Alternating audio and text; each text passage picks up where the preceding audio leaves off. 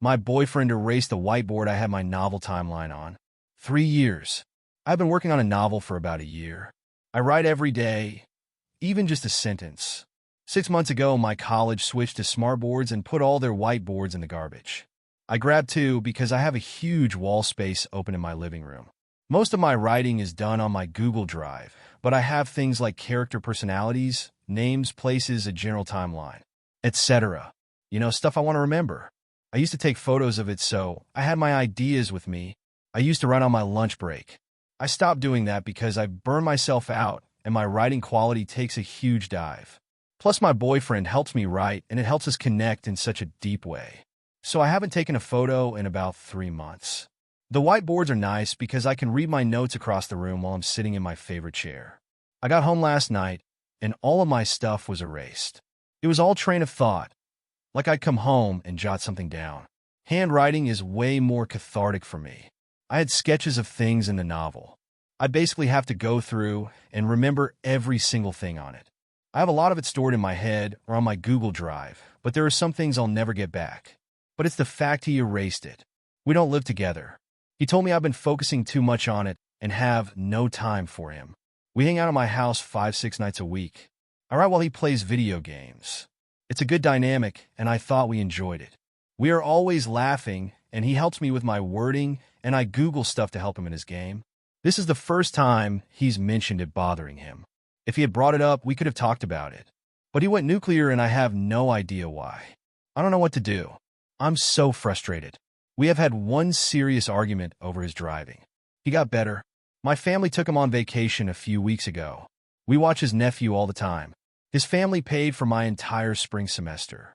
We are so much a part of each other's lives, and I feel so hurt and heartbroken. He's my muse, and just the other day, we went to TH Jewelry Store to look at rings. My feelings rotate between rage, sadness, confusion, sorrow, anger, everything. How do I even approach this? Last night, I was so upset I asked him to leave. He hasn't texted. He hasn't called. He hasn't stopped by. I keep typing in questions to ask, but I keep erasing them. Why did you do it? Are you unhappy with our relationship? What did I do? I'm even more heartbroken due to the fact he hasn't called or texted all day. I'm afraid to call him. I don't want to hear him say he thinks we should break up, or he doesn't want to be with me when I'm writing, or just ignore my call. TLDR, boyfriend erased the whiteboard I use for my novel writing. He hasn't contacted me at all since it happened. I'm totally lost and heartbroken and angry. How do I possibly handle this? Update. It's been about 3 months since I made my post. This somehow seems like it got really long. The night I made my post, I went to a friend's house and she ordered a pizza. We got ice cream and a bottle of wine. She's a straight shooter, takes a neutral approach, and she gives solid relationship advice, so I felt comfortable talking to her about everything. She couldn't figure out why he'd done it. We went over how he and I hung out, how much he seemed to care about me, how we looked into each other's eyes. But it also revealed a lot of hesitation on my part. I'm a positive person and tend to forgive faults or overlook them. I suspect it's some sort of coping method from my childhood.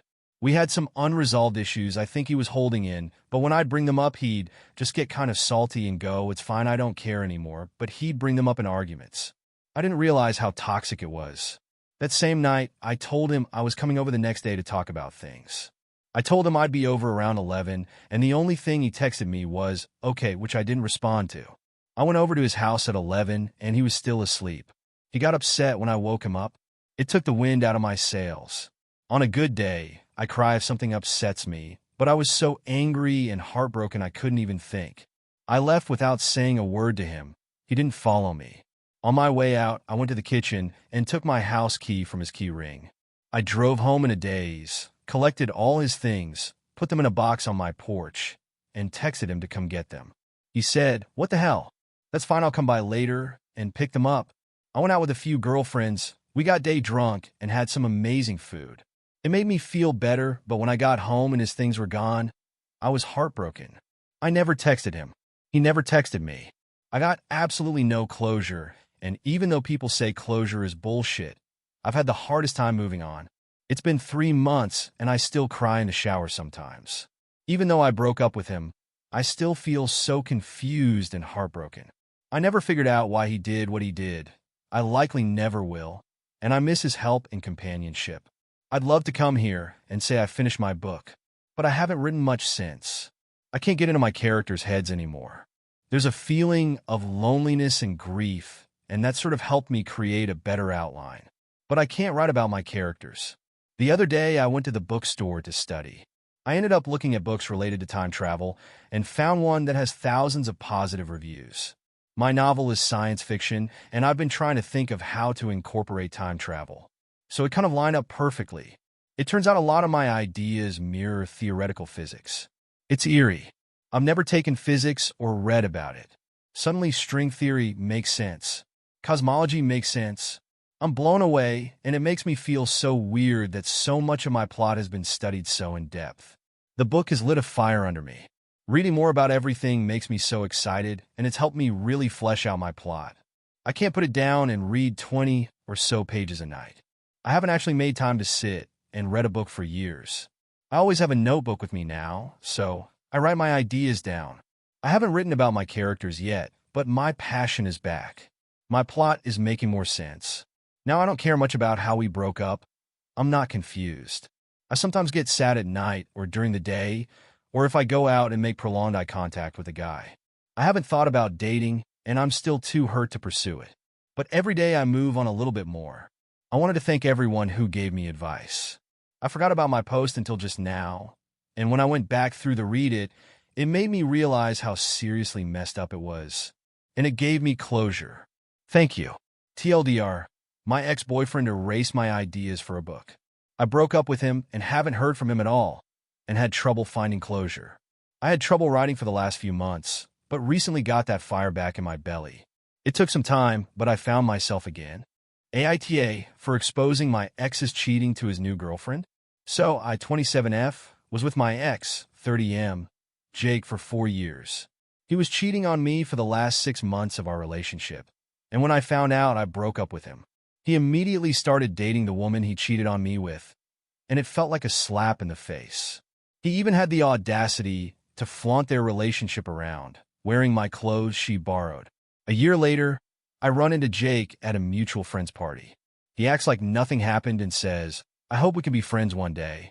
He even mentions how much better his new girlfriend is than I was, saying I was just too emotional. It stung, but I was over it, until I overheard him bragging about how perfect everything was with his new girlfriend. I snapped. Jake's girlfriend has no idea that he's a serial cheater.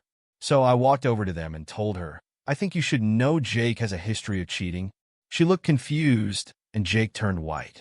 I pulled up some old text messages he sent me while he was with her and showed her how he was still in touch with me, calling me while drunk and talking about how much better I was than her. It was brutal, but I didn't hold back. Jake tried to interrupt, but I kept going. I told her how he'd lied to me and to her. It was tense and uncomfortable, but I didn't care. Afterward, I left. A week later, I found out they broke up. She confronted him, and it ended badly. He tried to deny everything, but the evidence was irrefutable. I felt bad for her, but also like justice had been served. Now I'm second-guessing myself. I didn't want to hurt anyone, but maybe I crossed a line. AITA for exposing Jake to his new girlfriend? TLDR. Ex cheated on me, immediately started dating the woman he cheated with. A year later, I exposed his cheating history to her by showing her texts and messages. They broke up. Now I'm wondering if I went too far. AITA for not forcing my son to interact with his sister, even when she's in dire condition. If you had told me my family would become like this, I wouldn't have believed you. I have 3 kids, Kenny, Leon, and Sandra. Right now, Kenny practically ignores the existence of his sister. It all started about 5 years ago. Sandra was married to Kenny's best friend, Robert. They had a marriage most people would consider amazing. They traveled the world, had good careers, and genuinely loved each other. It was like that until Robert got into an accident and lost mobility in his lower body. It was tragic. He became very depressed, and their marriage didn't survive. The main reason my daughter had an affair about a year after the accident was that Robert was heartbroken, and I was so disappointed in her. Kenny was furious with her and, after their divorce, stopped talking to her entirely. It's been like that ever since. He doesn't care about her, didn't go to her second wedding, and hasn't met her kids. He's just stuck with Leon and me. His relationship with his dad has also gone downhill because of his choice to ignore and cut her off. I never forced him to do anything outside of his comfort zone. I cherish my relationship with him, and frankly, it's not like he's harassing her about the past. He just doesn't want her around him. Anyway, Sandra's health has been declining after her last child, and she's been stuck in the hospital longer than we anticipated. Hopefully she gets better.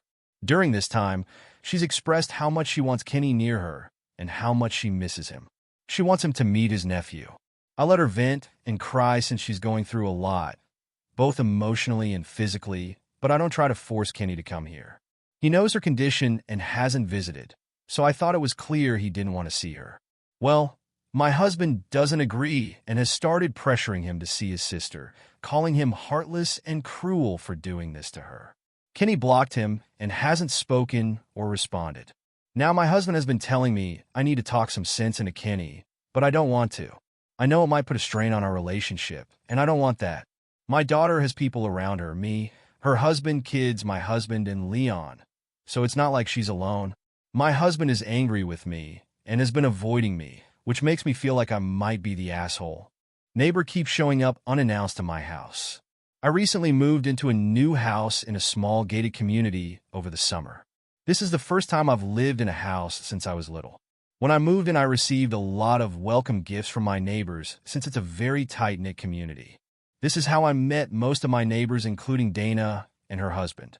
Dana is my next-door neighbor. The first time we met, Dana came to my front door with her husband and 3 sons to introduce themselves. They brought me homemade cookies as a welcome gift. Her sons were really into dirt bikes and saw mine in the garage as I was moving in. I told them they could come over and check them out anytime they wanted. I was being nice. Dana never really said anything or gave out any red flags. The next week I was at work and got a motion notification from one of my cameras. It was video of Dana by herself looking into a window on the side of my house. I maybe thought she was checking to see if I was home and didn't think much of it. Then I get a text from her later that day asking me when I would be home since her sons wanted to come over and check out my bikes. I replied that I would be working late, and she responded that she would let her sons know. Nothing ever really happened for a few weeks. The second event was a Saturday night. She knocked on my front door and asked if I would like to come over for dinner. I didn't really have much going on, so I said sure.